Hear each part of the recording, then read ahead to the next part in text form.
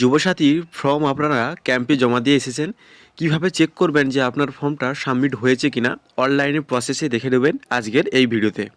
তো আপনারা আপনাদের মোবাইলের গুগলে গিয়ে সার্চ করবেন ds.wb.gov.in।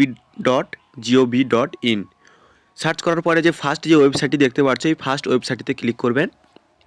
ক্লিক করার পরেই আপনাদের সামনে এরকম একটা পেজ ওপেন হবে।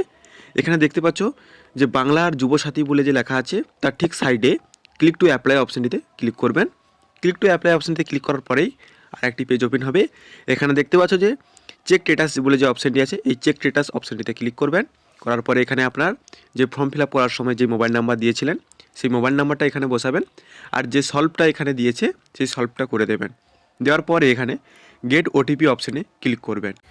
গেট ওটিপি অপশানটি ক্লিক করার পরে আপনার সামনে এরকম একটি ফর্ম দেখাবে, যেখানে দেখতে পাচ্ছ যে OTP is send to your mobile number. এটি ওকে করে দেবেন। করে দেওয়ার পরে 6 ডিজিট যে ওটিপি সেই ওটিপি এখানে বসিয়ে দেবেন। বসানোর পরে এখানে আপনি ভেরিফাই পিন অপশানটিতে ক্লিক করবেন।